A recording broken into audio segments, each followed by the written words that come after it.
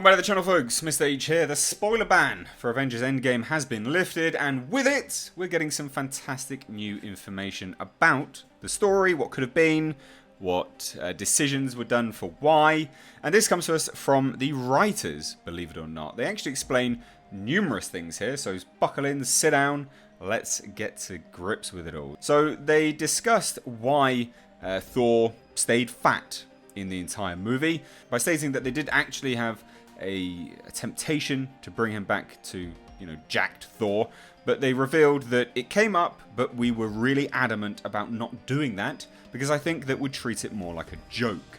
And the idea is that this is who he is now, and he's still a hero. And when he calls down the lightning and gets both hammers, all it does is put a suit on him and twist his beard into a braid. It doesn't magically take 200 pounds off. I also think that what his mother tells him, don't be who you're supposed to be the best version of who you are, includes that. We didn't want to treat the weight gain like the issue that he needed to get over, like Thor got fat and now he needs to go on a diet. No, he needs to feel okay about himself, no matter who he is. I find that a really interesting statement because, it was a joke. Him being a fat guy in the film was a joke. It was a running joke. So it's interesting that the writers didn't really comprehend their own writing there and stated that if he just suddenly got ripped, it would treat it more like a joke. It was a pretty big joke as it was. They even hang a lantern on it in the film by calling him the Big Lebowski. I feel that's a really huge cop-out. And now are we just going to get Fat Hemsworth for the foreseeable future? What's the deal with that? So quite surprising there. They also touched on where the beard braid came from. They say that they don't know about the braid exactly, but when he gets the hammer in the first Thor, he's finally worthy, and it sort of transforms him into, it puts the armor on him, and we knew that's how the hammer works. It sort of jazzes you up.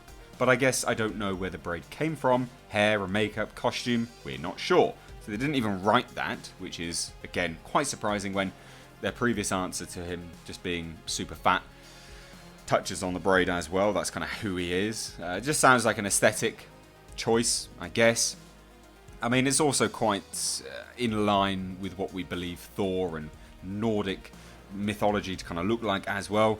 They also touched on what characters they wish could have shared the screen more, and they say, there's plenty of that. When everyone comes back, we had a little section in the big action battle set piece we called team-ups and reunions. So that was people from different franchises fighting alongside each other. And more importantly, people who hadn't seen each other in 5 years getting to hug and embrace. Steve and Bucky would have been good. Rocket and Groot could have had another moment. Black Panther and Okoye, even Hope and Scott Lang. Lang in many ways is the driving force of this story, and he didn't get much time to really have a moment with Hope. So that's interesting, at least they acknowledge that. And apparently one of the deleted scenes was Ant-Man, the original Ant-Man, and also the original Wasp. But that was something which has been deleted or at least scrapped.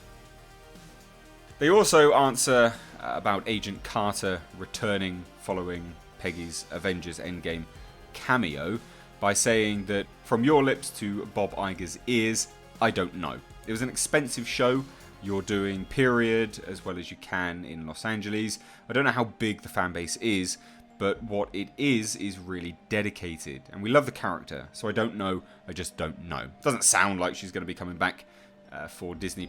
We do know that Hayley Atwell is going to be reprising the role of essentially Peggy Carter becoming Captain America in the Marvel What If series on Disney+, but her returning in some form or another on Disney+ in her own show seems unlikely now, especially because they've kind of given her a good send-off in this movie, paired up with Captain America, lived out their life, and presumably just died, but died happy. So, very, very interesting. They also touched on the mixed reaction to Black Widow's death. They state that I understand she was a loved character and none of us want our heroes to die, but that is the natural end of her journey and it is the sort of apotheosis of who she is becoming. She started out as a very dark character. Even before the movies begin, she's a spy and she's an assassin. She has red in her ledger, and to take her all the way to that sacrifice point is where her character is headed, and to not let her do that seemed a disservice to her as a hero. He also touches on Backlash maybe holding them back, but he says, right, we couldn't be afraid to kill her simply because she was the most important and the first female character. Again, the goal with all of these things is to just put these people on a journey or continue or end their journeys. Steve Rogers goes from selfless to slightly more self-interested. Tony goes from selfish to giving himself for the universe, and Thor goes from obligated to letting go of that obligation. And Black Widow goes from a woman with red on her ledger to clearly wiping out all that red. I find that interesting, that he's very, or at least seems very on the pulse of character arcs, and yet, and again, these are the writers, and yet we don't get an end to Bucky's arc. And a lot of people's argument for Falcon getting the Captain America shield is that Bucky, is a murderer. He's an assassin. What was Hulk? What was Hulk in the movie? Was Hulk not a murderer? Was he not plastered all over TV screens, scared, the whole nation being terrified of him, so much so that he exiled himself to space? Yeah, he was. And yet in Avengers Endgame, he's taking selfies with kids and dabbing. You can't use that argument of Bucky being an assassin for him to not have got the shield. That would have been a really good end to Bucky's arc. He would have gone from assassin to savior to hero. So I find that quite interesting. But anyway, they do touch on some deleted scenes that they think should have been included in the film. They say, you never know what's actually going to make it out into the world.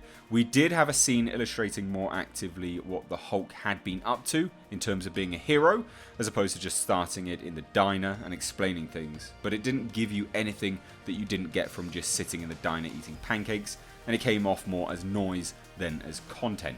It takes us forever to learn these things, but if the scene is not doing more than one thing, it's probably not worthy of being in the movie. Interesting. I feel, I guess exposition isn't as good as actually seeing it, but never mind. They also touch on the Thor: The Dark World parts in Avengers Endgame, because obviously that's a massive component to this film. Huge component, in fact. And it's also one of the disappointing elements to the MCU, for sure. But he states that no, it wasn't important to address it, it's just where one of the stones was. That second act of Endgame is going back into the other movies and finding the stones. Other than a brief moment where it would have been with Benicio del Toro at his collector's museum, it was in Asgard during the movie, and we'd already seen Benicio del Toro in Infinity War. I think the bar is set high for Marvel. We share a credit on that movie, we came in to help out, so it's on our resume. Listen, there are 22 movies. One's going to be first and one's going to be last. I think there's plenty of delightful things in it.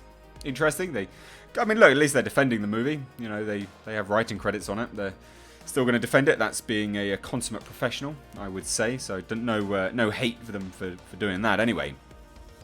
And they also touched on Iron Man dying in the film. They say that we always knew we wanted him to bring it on himself as opposed to being killed by Thanos, because it's really the one thing left for him to do. In a way, the 5-year jump allowed him to become his fully realised human. He married Pepper, he had a child, he basically retired from public life and lived a very peaceful existence out there in the country. We knew he was going to die, but we wanted to put it in his hands opposed to someone else's. We didn't always know that the Infinity Stones were going to be what caused it, but once we worked out the mechanics of it, with the nanoparticle suit that both the gauntlet and his suit were made out of, it all worked too perfectly not to do.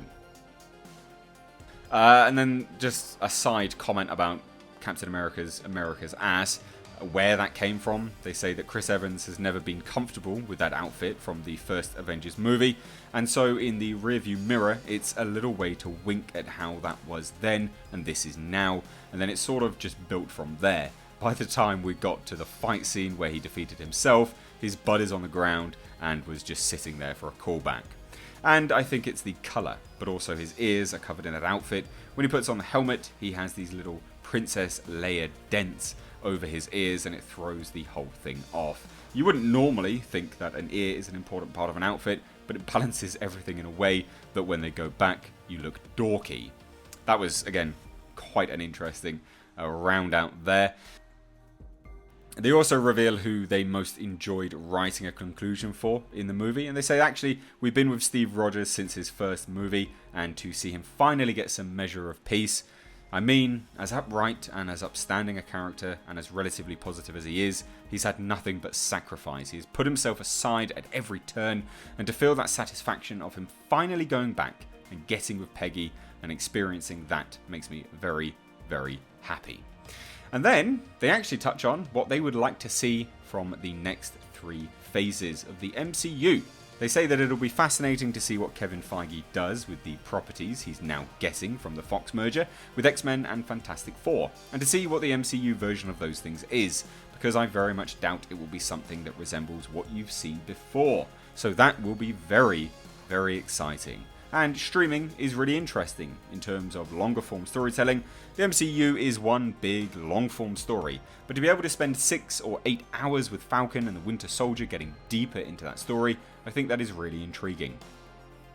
They used to make Marvel shorts, 2, 3, 5 minutes of a little side story that you could follow, and now you can follow for 10 episodes instead of 5 minutes, and boy, you can go anywhere. So there you go. That is some of the biggest reveals, I guess, from the writers themselves. What do you think of this? Some of it I feel is definitely a cop-out. Some of it also contradicts what the directors have said. So, again, surprising, but unsurprising, all at the same time. Anyway, guys, let me know your thoughts down below. If you are new here, hit subscribe. And to stay up to date on the world of pop culture and movie news, please do crush that bell notification icon. As always, guys, I've been Mr. H. Thank you so much for watching. Take care.